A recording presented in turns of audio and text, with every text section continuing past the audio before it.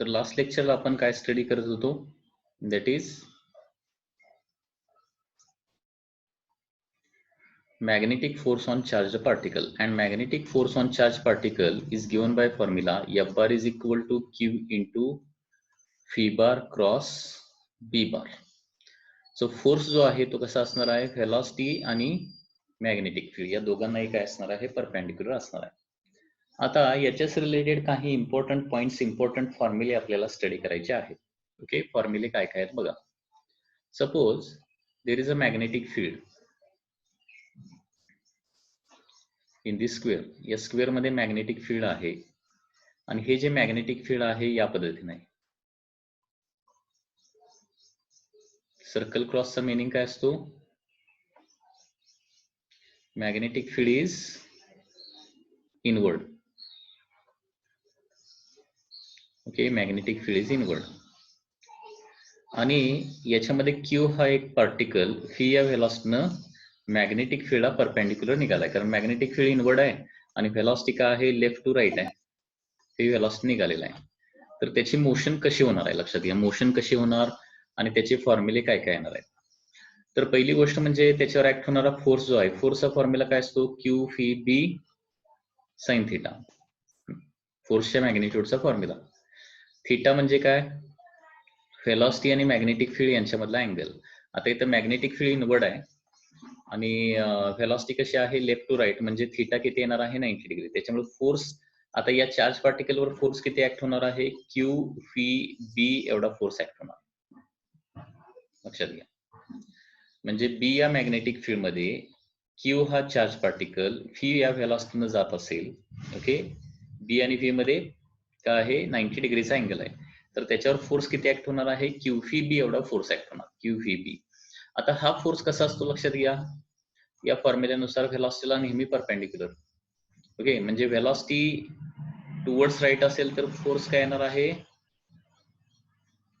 कसा येणार force, upward येणार का डाऊनवर्ड येणार.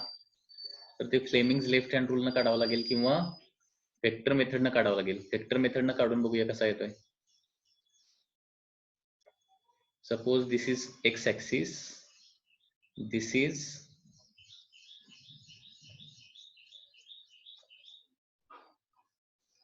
Suppose this is x axis, this is why axis आणि सर्कल डॉट म्हणजे काय आहे, झेड ऍक्सिस आहे, जे आउटवर्ड झेड ऍक्सिस आहे. 3 ऍक्सिस मी इथे दाखवलेले आहेत.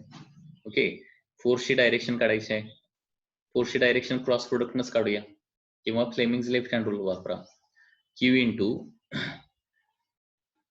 व्हेलॉसिटीची डायरेक्शन काय येणार आहे, i cap into v bar cross B bar ना. बी बार, बी बारची डायरेक्शन काय येणार आहे, मायनस के कॅप येणार, कारण मॅग्नेटिक फील्ड इनवर्ड आहे आणि झेड ऍक्सिस आउटवर्ड आहे, त्याच्यामुळे मायनस के कॅप. आणि i cross k, i cross k म्हणजे मायनस जे येणार आहे, लक्षात घ्या. सो फोर्सची डायरेक्शन जे येणार आहे, फोर्सची डायरेक्शन आय क्रॉस के म्हणजे मायनस जे, आणि मायनस मायनस काय होणार आहे, प्लस जे कॅप. किंवा फ्लेमिंग्स लेफ्ट हँड रूल जर वापरला तर 4 फिंगर इनवर्ड येणार, मिडल फिंगर टुवर्ड्स राईट येणार आहे, टुवर्ड्स युअर राईट, आणि थंब जो आहे तो अपवर्ड. फोर्सची डायरेक्शन जी आहे ती याच्यावर काय येणार आहे, अपवर्ड. म्हणजे फोर्सची डायरेक्शन व्हेलॉसिटीला नेहमी परपेंडिक्युलर. म्हणजे व्हेलॉसिटी या पद्धतीने असेल तर फोर्स असा ऍक्ट होणार आहे. ठीक आहे, आणि या फोर्समुळे या व्हेलॉसिटीची डायरेक्शन थोडीशी चेंज होणार, आणि व्हेलॉसिटी अशी झाली तर परत फोर्स असा क्रिएट होणार. परत आणखी थोडासा वर गेला, त्या फोर्समुळे परत डायरेक्शन चेंज झाली तर व्हेलॉसिटी काय होईल, कदाचित अपवर्ड होईल थोड्या वेळानं. त्यावेळी फोर्स काय होणार आहे, टुवर्ड्स लेफ्ट. म्हणजे या पद्धतीनं फोर्सची डायरेक्शन जी आहे ती कंटिन्युअसली परपेंडिक्युलर टू व्हेलॉसिटी असणार आहे.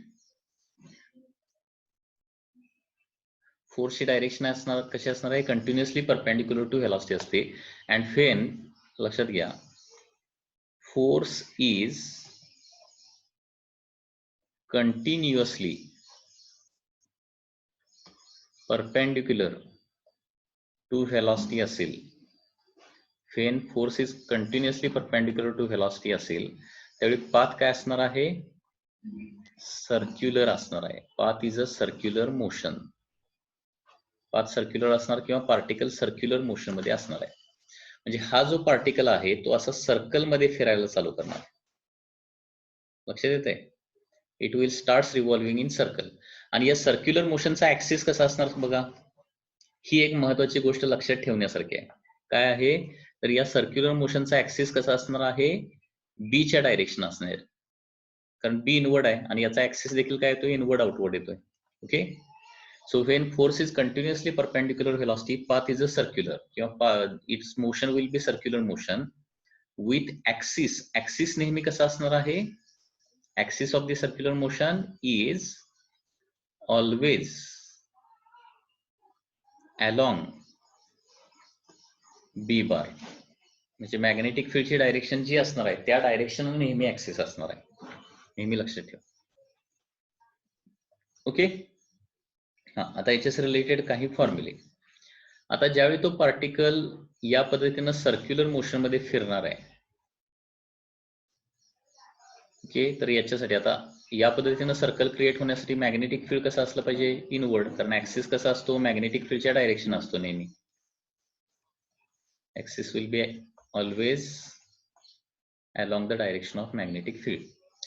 तर याची व्हेलॉसिटी काय असणार आहे, फी असणार आहे. या सर्कलची रेडियस काहीतरी असेल, रेडियस. याचे सगळे फॉर्म्युले आपल्याला काढायचे. तर ते फॉर्म्युले कसे येणार बघू. आता इथं मॅग्नेटिक फोर्स काय असणार आहे,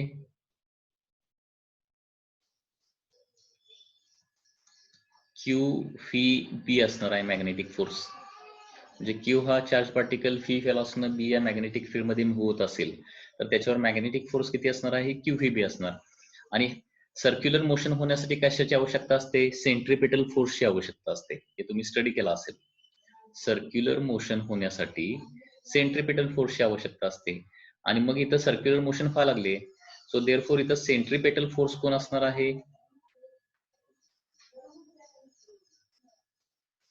सेंट्रिपिटल फोर्स हा मॅग्नेटिक फोर्सच असणार ना. So in this case centripetal force is equal to magnetic force. Centripetal फोर्सचा फॉर्म्युला काय, m v square by r. Centripetal फोर्सचा फॉर्म्युला तुम्ही स्टडी केलेला असेल, माहिती नसेल तर हा पाठ करून ठेवा. सेंट्रिपिटल फोर्सचा फॉर्म्युला असणार आहे m v square by r. दोन फॉर्म्युले आहेत ऍक्च्युली. पहिला आहे m v square by r, दुसरा m omega square r. Okay, तर आपण इथं फी काढायचं आहे आपल्याला किंवा आरचा फॉर्म्युला काढायचा आहे, त्याच्यासाठी हा फॉर्म्युला आपण वापरतोय. Centripetal force is given by formula m v square by r. Magnetic फोर्सचा फॉर्म्युला आहे q v B. And therefore इथलं एक फी आणि फी जे आहे ते काय होईल, कॅन्सल आउट होईल. अँड देअरफॉर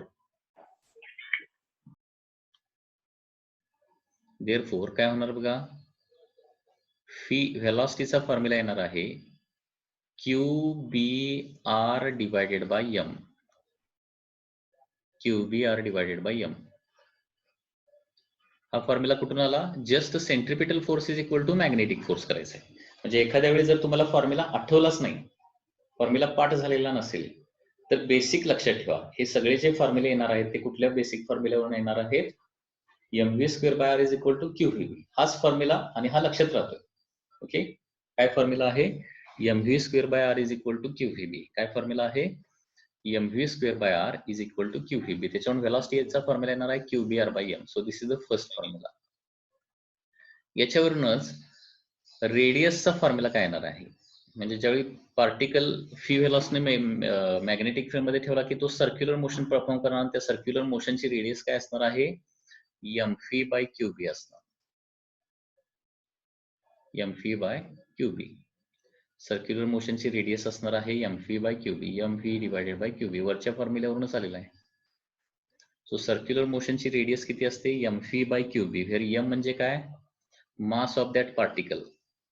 फी म्हणजे काय, speed of that particle. Q म्हणजे काय, त्या पार्टिकलचा चार्ज. आणि बी म्हणजे काय, magnetic field in which that charge particle is moving. Okay, म्हणजे मॅग्नेटिक फील्ड मध्ये कुठलाही चार्ज पार्टिकल तुम्ही फेकला तर तो सर्क्युलर मोशनच परफॉर्म करणार, दुसरी मोशन पॉसिबलच नाही. Okay, it will perform only circular motion. त्याच्या व्हेलॉसिटीचा formula q B R by m येणार आणि रेडियसचा formula m v by Q B. आता हे फॉर्म्युले पाठच करावे लागतील तुम्हाला, त्याला पर्याय नाही, कारण हे फॉर्म्युले पुढे तुम्हाला युजफुल आहेत. Okay, v is equal to q B R by m किंवा r is equal to m v by Q B.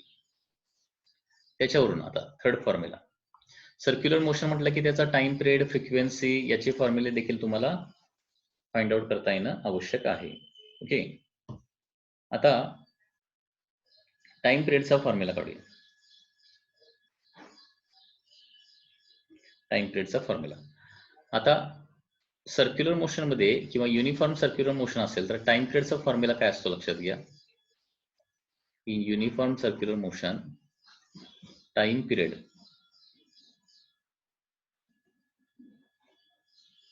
T is given by formula 2 pi r divided by v. कारण टाइम म्हणजे काय, distance by speed ना.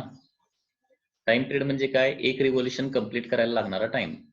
एका revolution मध्ये किती distance cover करणार, circumference एवढं 2 pi r. किती स्पीडनं, v स्पीडनं. So time period T is equal to 2 pi r by v. आणि v चा फॉर्म्युला इथे ठेवला 2 pi r divided by q b r divided by m जर ठेवलं तर काय होणार आहे, टाइम पिरियडचा फॉर्म्युला येतो 2 pi, okay, 2 pi r r कॅन्सलच होत आहे into m by Q B किंवा 2 pi m by q B असा फॉर्म्युला होणार आहे. The formula is 2 pi m by q B. Time पिरियडचा जनरली फॉर्म्युला लक्षात ठेवा, टाइम पिरियडच्या सुरुवातीला 2 pi जनरली असतंच. ओके, पिरियोडिक मोशन असेल, एसएचएम असेल किंवा सर्क्युलर मोशन असेल तर टाइम पिरियड, कुठलाही टाइम पिरियडचा फॉर्म्युला बघा तिथं 2 pi नेहमी असतं. सो इथं टाइम पिरियडचा फॉर्म्युला काय येतो, 2 pi m by q B. 2 pi m by q B. जसा सिंपल पेंडुलमच्या टाइम पिरियडचा फॉर्म्युला काय, 2 pi square root of l by g. Conical पेंडुलमच्या टाइम पिरियडचा formula 2 pi square root of l cos theta by g. तसं इथं ही जी circular motion होणार आहे त्याचा फॉर्म्युला काय येणार आहे, 2 pi m by क्यू बी. त्याच्यानंतर इथं फ्रिक्वेन्सीचा फॉर्म्युला काय येणार आहे, फ्रिक्वेन्सी म्हणजे काय असतं, 1 अपॉन टाइम पिरियड. सो फ्रिक्वेन्सीचा फॉर्म्युला येणार आहे Q B by 2 pi m, Q B by 2 pi.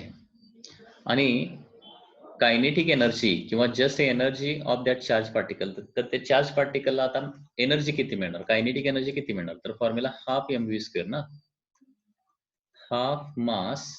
व्हेलॉसिटीचा formula काय, Q B R by M, हे पाठ करून ठेवावं लागेल, त्याचा स्क्वेअर. त्याच्यामुळे कायनेटिक एनर्जी येणार आहे Q square B square R square by 2m. So this is the kinetic energy of charge particle. Velocity काय होतं, just Q B R by M होतं. आणि कायनेटिक एनर्जी किंवा just energy of that charge particle किती असणार आहे, magnetic field मध्ये असताना Q square B square R square by 2m. एक m फक्त काय येतो इथं कॅन्सल होते m स्क्वेअर मधलं. So this is the energy of charge particle.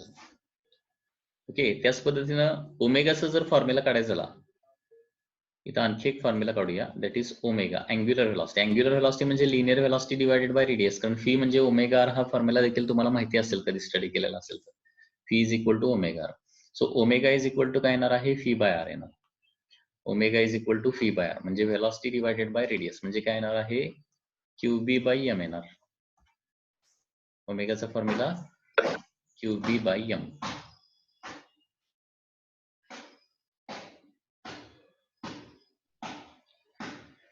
तर हे फॉर्म्युले जे आहेत ते तुम्हाला पाठच करून ठेवावे लागतील. हे सगळे फॉर्म्युले इम्पॉर्टंट आहेत. पुन्हा एकदा बघा.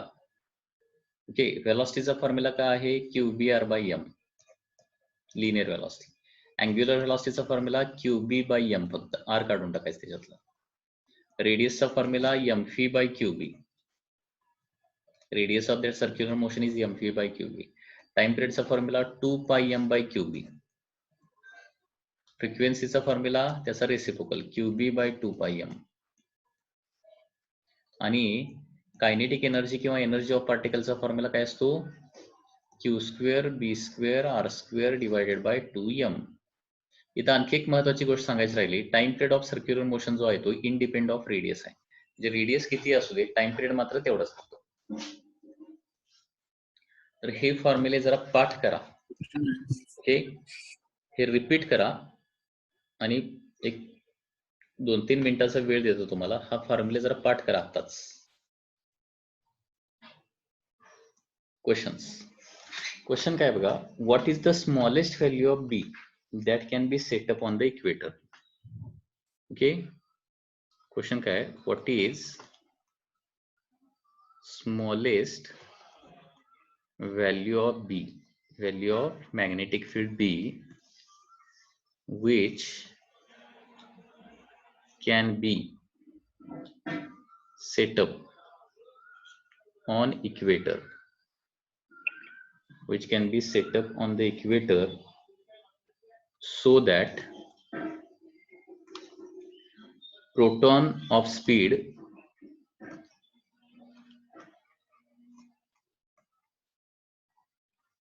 speed 10 raised to 7 meter per second circulate around earth.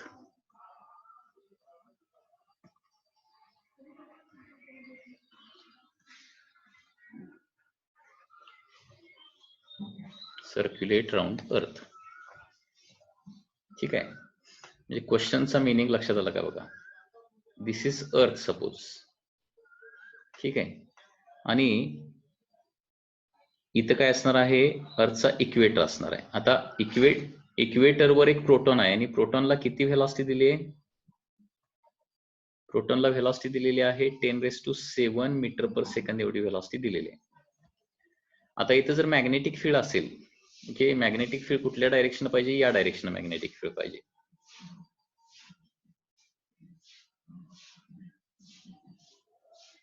ठीक आहे, तर मॅग्नेटिक फील्ड या डायरेक्शन असेल आणि प्रोटॉन या डायरेक्शन व्हेलॉसिटी असेल तर मॅग्नेटिक फील्ड आणि व्हेलॉसिटी परपेंडिक्युलर आहे, त्याच्यामुळे फोर्स काय होणार आहे, त्याच्यावर इनवर्ड डायरेक्शन ऍक्ट होणार आणि तो सर्क्युलर मोशन परफॉर्म करणार, अर्थभोवती सर्क्युलर मोशन परफॉर्म करणार. तर इथं मॅग्नेटिक फील्ड पण पाहिजे ना, किती मॅग्नेटिक फील्ड असलं पाहिजे. ठीक आहे, आता आपल्याला अर्थची रेडियस माहित आहे, रेडियस ऑफ अर्थ किती असते, 6.4 इंटू 10 raised to 6 मीटर असते. अर्थची रेडियस माहिती आहे ना, 6400 किलोमीटर, 6400 किलोमीटर रेडियस आहे, लक्षात घ्या. सो मीटर मध्ये 6.4 इंटू 10 raised to 6 मीटर येणार आहे. मग आता आपल्याला काय काढायचं, बी काढायचं आहे. मग रेडियस माहिती असेल तर रेडियसचा फॉर्म्युला वापरूया ना. एका पर्टिक्युलर रेडियस मध्ये जर चार्ज पार्टिकल फिरायचा असेल तर रेडियसचा फॉर्म्युला काय असतो, mv/qb असतो, माहिती आहे ना. Radius of circular motion of the charge particle is given bye formula mv/qb. म्हणजे फॉर्म्युले पार्ट असतील तर तुम्हाला प्रॉब्लेम इझिली सॉल्व्ह होतात. तर याच्यावरून आपल्याला बी काढायचंय, तर बी चा फॉर्म्युला काय येणार आहे, mv/qr येणार. सो मास, आता मास ऑफ प्रोटॉन किती असतं, मास ऑफ प्रोटॉन किती आहे, that is 1.67 into 10 raised to -27 kilogram. He value पाठ पाहिजे. मास ऑफ द प्रोटॉन असतं 1.67 into 10 raised to -27 kilogram. Velocity आहे 10 raised to 7. प्रोटॉनवर चार्ज किती असतो, 1.6 इंटू 10 raised to -19 कुलोम्ब. आणि किती रेडियस मध्ये त्याला फिरवायचं आहे, 6.4 इंटू 10 raised to 6 मीटर. तर अर्थची जेवढी रेडियस आहे तेवढी त्याच्या सर्क्युलर मोशनची रेडियस जर झाली तर तो अर्थ भोवती काय होणार आहे, सर्क्युलर मोशन मध्ये फिरत राहणार. ओके, तर हे कॅल्क्युलेशन करावं लागेल. 1.67 divided by 1.6 into 6.4 into, okay, 10 raised to किती होणार बघा, हे न्यूमरेटरला येणार आहे 10 raised to -20, डिनॉमिनेटरला येणार आहे 10 raised to -13 येणार ना, -13, आणि -13 वर गेल्यानंतर +13, -20 +13 म्हणजे इथे किती येणार आहे, 10 raised to -7 येणार, 10 raised to -7. आणि हे सगळं कॅल्क्युलेशन केल्यानंतर आन्सर येतं 1.6 इंटू 10 raised to -8 टेस्ला. जर एवढं मॅग्नेटिक फील्ड असेल आणि प्रोटॉनला 10 raised to 7 metre per second आपण हॉरिझॉन्टली फेकला तर तो अर्थ भोवती बरोबर सर्क्युलर मोशन परफॉर्म करणार, अर्थ भोवती सर्क्युलर मोशन परफॉर्म करेल. ओके, लक्षात येते ही केस. काय डाऊट असला तर विचारू शकताय.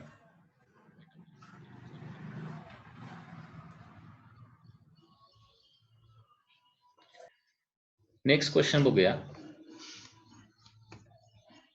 Next question, proton and alpha particle are accelerated through same PD.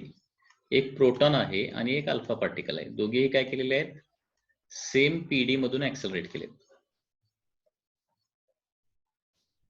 ऍक्सिलरेटेड through same potential difference मधून ऍक्सिलरेट केलेत. अँड दे एंटर्स, आणि हे दोघेही काय करतायत, enters a magnetic field. Enters A magnetic field. Enters a magnetic field where velocities are perpendicular to field. Compare the radii of circular path of the them. आता हे बघा, ऍक्सलरेट करणार म्हणजे त्याला आपण काहीतरी व्हेलॉसिटी देणार, लक्षात घ्या.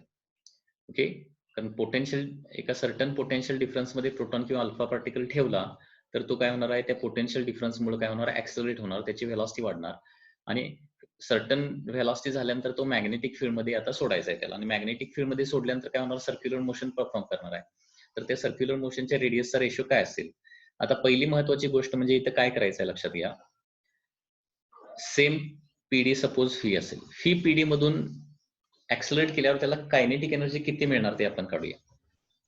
ठीक आहे, तर हा इलेक्ट्रोस्टॅटिक्स मध्ये फॉर्म्युला आहे, जो तुम्हाला अजून झालेला नाही, तो फॉर्म्युला आता लक्षात ठेवा. Okay, when a charge q is accelerated, formula पाठ करून ठेवा, थ्रू पोटेन्शियल डिफरन्स फी.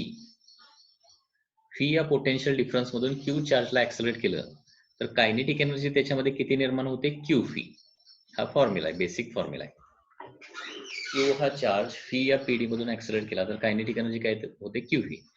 आणि हा मॅग्नेटिक फील्ड मध्ये आला तर मॅग्नेटिक फील्ड मध्ये देखील कायनेटिक एनर्जी किती असणार आहे, एवढीच राहणार आहे, ती काही चेंज होणार नाहीये. मॅग्नेटिक फील्ड मध्ये फक्त सर्क्युलर मोशन होते. ओके, कायनेटिक एनर्जी चेंज होत नाही. अँड देअरफोर इथं काय लिहू शकतो आपण, kinetic energy of that charged particle, initial kinetic energy of that charge particle जी काय असणार आहे, तीच काय असणार आहे, kinetic energy of circular motion होणार. आता कारण मॅग्नेटिक फील्ड मध्ये गेल्यानंतर काय होतंय, त्याची फक्त डायरेक्शन चेंज होते आणि सर्क्युलर मोशन मध्ये फिरायला लागतो. आणि जेवढी कायनेटिक एनर्जी सुरुवातीला असते तेवढीच मॅग्नेटिक फील्ड मध्ये गेल्यानंतर कायनेटिक एनर्जी राहणार आहे. आता किती कायनेटिक एनर्जी चार्ज पार्टिकलला मिळालेली आहे, क्यू फी. तर फी पीडी मधून अगोदर ऍक्सलरेट केलाय ना, आणि ऍक्सलरेट केल्यामुळे कायनेटिक एनर्जी किती मिळाली, क्यू फी. आणि हीच कायनेटिक एनर्जी मॅग्नेटिक फील्ड मध्ये राहणार आहे. आणि मॅग्नेटिक फील्ड मध्ये कायनेटिक एनर्जी किती असते, Q square B square R square by 2m. म्हणून हे फॉर्म्युले पाठ करा म्हणून मी सांगितलं. मॅग्नेटिक फील्ड मध्ये गेल्यानंतर कायनेटिक एनर्जी किती होते, Q square B square R square by 2m. आणि या दोन्ही कायनेटिक एनर्जी काय असल्या पाहिजे, सेमच असल्या पाहिजेत. ठीक आहे, आता काय विचारलंय, रेडियसचा रेशो विचारलाय, मग रेडियसचा याच्यावरून फॉर्म्युला काढूया. Okay, so therefore R square is equal to काय होणार बघा, दोन्ही साईडचं क्यू आणि क्यू एक कॅन्सल होईल. आता इथे फी म्हणजे पीडी आहे, लक्षात घ्या, व्हेलॉसिटी नव्हे. ओके, फी म्हणजे काय आहे, पीडी आहे. So R square is equal to 2m v divided by Q B square, हा फॉर्म्युला येणार आहे. किंवा रेडियसचा फॉर्म्युला येणार, म्हणजे फी पीडी मधून ऍक्सेलरेट केला आणि मॅग्नेटिक फील्ड मध्ये सोडला तर त्या मॅग्नेटिक फील्ड मध्ये गेल्यानंतर रेडियस किती होणार, एवढी होणार आहे, लक्षात घ्या. रेडियसचा फॉर्म्युला येणार आहे square root of 2m v by Q B square. आता इथे कॉन्स्टंट काय काय आहेत बघा, कॉन्स्टंट दोघांनाही सेम पीडी मधून ऍक्सेलरेट केलाय म्हणजे 2 हा कॉन्स्टंट आहे, फी हा कॉन्स्टंट आहे, सेम पीडी मधून ऍक्सेलरेट केलं ना, 2 देखील कॉन्स्टंट. आणि त्याच मॅग्नेटिक फील्ड मध्ये सोडलंय त्याच्यामुळं बी स्क्वेअर देखील कॉन्स्टंट, दोन्ही त्याच मॅग्नेटिक फील्ड मध्ये आहे. त्याच्यामुळे आता radius of proton divided by radius of alpha particle त्यांनी विचारलंय ना. So radius of proton divided by radius of alpha particle म्हणजे स्क्वेअर रूट मध्ये काय होणार आहे, mass of proton divided by mass of alpha particle into charge of alpha particle divided by charge of the proton. लक्षात येतंय. So square route मध्ये mass of proton किती असतं, 1 असेल तर मास ऑफ अल्फा पार्टिकल 4 असतं, हे माहिती पाहिजे. कारण अल्फा पार्टिकलचं मास जे आहे ते 4 टाइम्स प्रोटॉन असतं. प्रोटॉनचा मास 1 असेल तर अल्फा पार्टिकलचा 4 टाइम्स असतो आणि प्रोटॉनचा चार्ज 1 असेल तर अल्फा पार्टिकलवर चार्ज असतो त्याच्या डबल. ओके, मास आणि चार्ज जो आहे ते तुम्हाला पाठ असणं आवश्यक आहे. So therefore radius of proton divided by radius of alpha particle काय येणार आहे square root of 1/2. So this is the answer. This is the answer. Radius of proton divided by radius of alpha particle is 1/√2. Square root of 1/2 म्हणजे 1/√2. Okay, या पद्धतीनं हा formula येणार आहे. ठीक आहे, बुक मध्ये एक वेगळ्या मेथडनं सॉल्व्ह केलेला आहे आणि ही आपली डिफरंट मेथड आहे. म्हणजे काय केलं लक्षात आलं का बघा, ऍक्सलरेट केल्यानंतर जेवढी कायनेटिक एनर्जी मिळते QV तेवढीच मॅग्नेटिक फील्ड मध्ये कायनेटिक एनर्जी होते. Okay, so QV is equal to Q² B² R²/2m एवढंच केलेलं आहे. किती सिंपल प्रॉब्लेम आहे लक्षात घ्या, काहीही डिफिकल्ट नाहीये. म्हणून अगोदरचे फॉर्म्युले तुम्हाला व्यवस्थित पाठ पाहिजेत. ओके, सेशन जो आहे तो एंड होणार आहे, त्याच्यामुळे काय करायचं आहे, रिजॉईन करायचं आहे परत. प्रॉब्लेम लक्षात आला का बघा, काय डाऊट असेल तर विचारा.